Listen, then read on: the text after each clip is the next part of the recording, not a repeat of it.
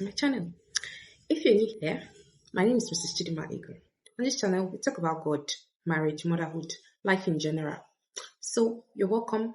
Um, Today we're talking about self-preservation 101, protecting your space. Now, what do we mean by protecting your space? Essentially, it is not just about mental space. Usually when we hear protect your space, what usually comes to mind is your mental space. Yes, that is very important, but that is not what this video is about. This video is about protecting your immediate physical space, your home, your business place, and to the extent that it is practicable, your office space where you work. So not everybody should have access to you. Not everybody should have access to your home. And when I say not everybody should have access to you, I mean your home. Your home is your sanctuary. Your home is where you come back to after fighting all the battles of this world. And you should be able to have a sense of control over the atmosphere or the aura in your home. You should be able to have a sense of control and a level of peace. And your home should essentially have that serenity and calmness that you need to recharge to go back again to be productive. One thing I'll tell you is, if you're not getting this thing right in your home, you're not going to be able to conquer anywhere in the world, because you're always constantly in a state of flight and survival. And that is the essence of having a home. A home is supposed to be where you rest, you pause, you leave the battlefield and you pause and you rest. So sometimes it's not just about marrying your enemy. Sometimes it's about the kind of spirit that you have allowed access into your home. It's very essential that you protect that space where you live. It's not just about friends. It has to do with even the people you employ as your workers. It has to do with even your family members. If somebody has showed you who they are or showed you what you mean to them, it is not wisdom to continue living in denial, saying that no, this person cannot do this to me, this person cannot do this to me. They have already shown you who they are, and simply because their family does not permit them or give them any right to trample upon you or to finish you before you realize that this person does not have my best interest at heart. It's so if not everybody has to live with you because they're family, because they're stranded. If they've given you a piece of them before, if now you understand how they feel about you, you are not the savior of the universe. It is not your role to play God in people's lives. That is how you destroy yourself. Remember, a lot of things about your life and even your children's life, even your partner's life, is tied to the state of your home. It is very, very important because destinies are tied to the peace of that home. How your children turn out in life is tied to the peace of that home. Now, your mental health is tied to the peace of that home. If somebody has been to your house before, they've lived with you before, and when they were there, it was just chaos and chaos and chaos. They're always picking up quarrels with your domestic staff. They're always making you and your partner to quarrel. They're always making you to scream at your children. What else do you need? What I don't know what else you're waiting for.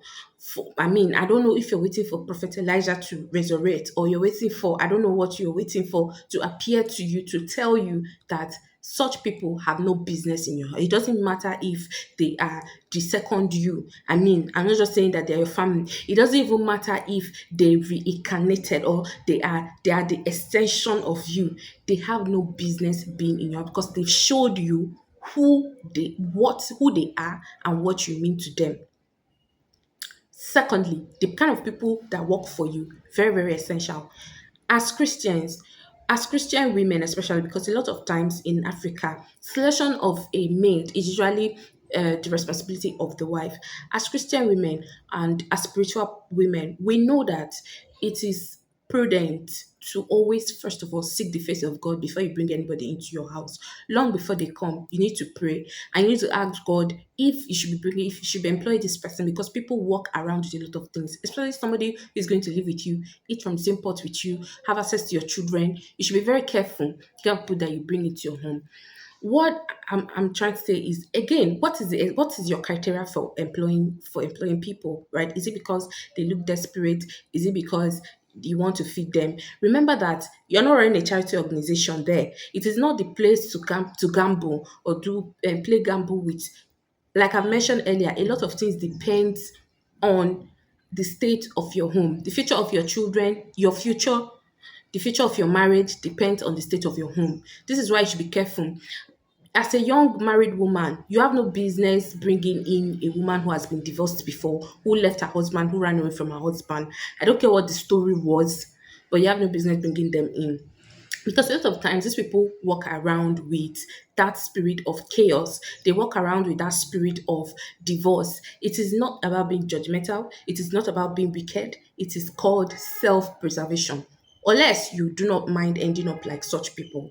But I will say that from experience, these people carry you bring in this kind of person and they bring in that atmosphere of bitterness, and before you know it, you're always bickering with your partner, what never used to happen before this person came into your home. So be very, very careful the kind of people you let into your home. Secondly, if you're doing business, you have to be careful the criteria you use in employing people. It's very, very important because, like I've said, after the home, the next thing is your source of income. A lot of things depend on that source of income. The outcome of your children's life, the outcome of your future, the outcome of your marriage, the quality of life that you have. A lot of destinies are dependent on that business. So it is not a joke. It is called business for a purpose. It is not a charity organization. You should never employ people out of pity because you want to feed them, you want to take them off the streets. And then it is not a rehabilitation center. What are the criteria for employing people?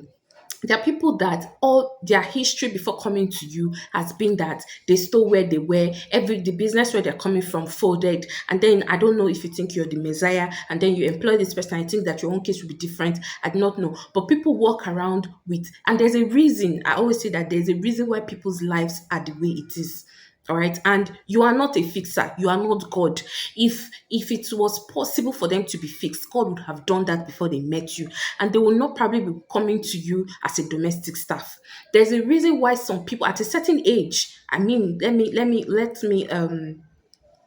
me cap that. At a certain age, when you meet somebody in their 50s, for example, there's a reason why their life is the way it is, right? And you are not a fixer. Where you make money is not a charity organization where you help people who have wasted most of their adult life and could not use it to do something meaningful. This again is not wickedness. This is self-preservation because they will come into your business with that spirit that they've been carrying along all their life, and to permeate into your business until you begin to go wrong. Have you not noticed as a business person that you have this vehicle you use for delivery, and then the moment you give it to somebody, there's this driver you employ, and just to help the person, you give this person this car, and that car begins to every day that car sleeps in the mechanic. Before the person started working for you, you had no such issues. That car was functioning properly. Everything that car was bringing in so much money for you. But the moment you handed it to that person, is one story or the other. It is called it's a spirit that follows them. And the moment you notice that about somebody, it is your job for yourself. You owe it to yourself and all the people you are responsible for to immediately let that person go. Your business is not what you used to do gambling, and it's not what you used to do charity, and show that you're a good person, because a lot of things depend on that business, right? So essentially, I've said that self-preservation 101, protect your space. The things that matters most to you, certain people should not have access to you on that level. Certain people should not be able to access you on that level. Your home, your space, where you're supposed to be resting and mentally recharged, where your children, the environment where your children are supposed to grow up. Not every kind of person should be able to enter there, no matter who they are to you. And where you do business, where your source of income lies, not everybody is supposed to be able to have access to that space. I hope this video was helpful. If you like this video, if you like this kind of content, like my video, share and subscribe. Till I come your way next time. Bye.